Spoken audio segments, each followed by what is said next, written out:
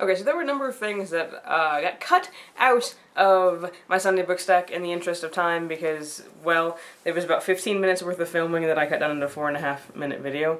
So first is I was invited to present at a conference next month.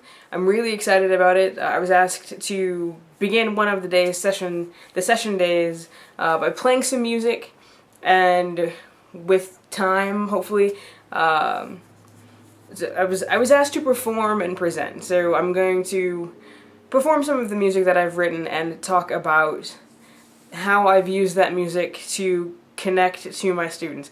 Because I only started writing music and writing songs to begin with because I assigned my students a project called Tribute Band, and, well, they didn't know what a tribute band was, so I had to give them an example, and I did all of the iterations of the project because they had a bunch of choices, and one involved writing lyrics to the song. So I wrote the lyrics to the song, and then I wrote the music to the song because I kept getting stuck in my head, because one of the things that, as my process to writing music, is I typically will write the music first. Like, I'll have the lyrics to a chorus, and I'll have a melody that goes with those lyrics, and then I build the rest of the song, and then I build the rest of the lyrics.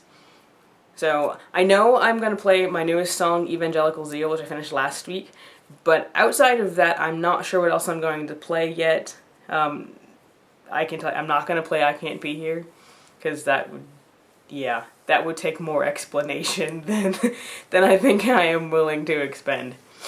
I was thinking about Kindle MatchBook, and they were talking about this on the Book Riot podcast a couple weeks ago, and I think they talked about it again last week. I haven't listened to the most recent podcast yet, but as a consumer of books, I think Kindle MatchBook is a fantastic idea. Basically, the idea is that anything that you've purchased from Amazon since they started selling books, if the publishers are on board, you can get a free or reduced price ebook for, which is fantastic. As a reader, I carry one physical book because I do like reading physical books, and my Kindle or my iPad, so that if I finish my physical book, I've got something else to read without having to carry around like 6 books, which I've done and then was subsequently left at for doing. So as a consumer, I think it's a fantastic idea. As somebody who has recently gotten interested in the world of publishing, and note that, like, I have a surface level understanding of what goes on here. Publishing and book selling. I have concern about the big bad chain store, if I could borrow a line from You've Got Mail. I mean, Borders is gone, and Barnes & Noble closes stores. What's gonna happen to bricks and mortar bookstores if Amazon is the only bookseller that is offering this particular bundling thing? Because that's really what it is. I was thinking about this last night when I was at Barnes & Noble. I went out with a friend. I was at well, I guess if I cut this from my Sunday video, because I'm going to cut it from my Sunday video, it will be 2 nights ago. Saturday night, I went to Barnes & Noble and hung out there for a bit, and then we went to Hastings, which is another bookstore in Las Cruces, and hung out there for a bit. And I'm just thinking, okay, yes, I really want to read this book, but do I want to buy it from here?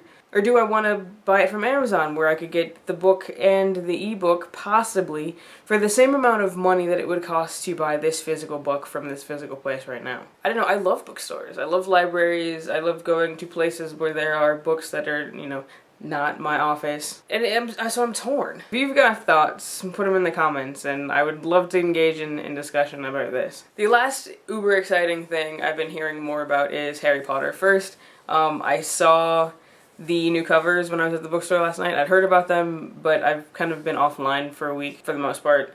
And so I've heard about them, and I hadn't at all, seen them. And I saw them last night, and they're pretty. And stupid me wants them. Not that I would ever read them, because I have my UK editions that I want to read and annotate when I get a chance. But, yeah, God, they're gorgeous. And then there was the news that Rowling is gonna write the scripts for I don't know how many movies of the Fantastic Beasts and Where We Find Them, and while it's not Harry Potter, it is still exciting to, you know, we are going to be able to go back into this world that has meant so much to so many readers. There aren't gonna, as far as I know, there aren't gonna be any books, and Jeff from Book Riot was talking about how that makes him a little bit sad. I'm really excited about going back into this world, and I will have to get over my whole spin-off problem where I usually don't like to read or see things with different characters from my original fandom. So I am going to get over that because the Harry Potter world is just so, well, magical. So thoughts on any of this, on the stuff I've said about my students, Kindle Matchbook versus buying books in physical stores, the weather. Leave it in the comments and I'll see you there soon. Until then, I am the Zipplier wishing you happy reading. Don't forget to be awesome.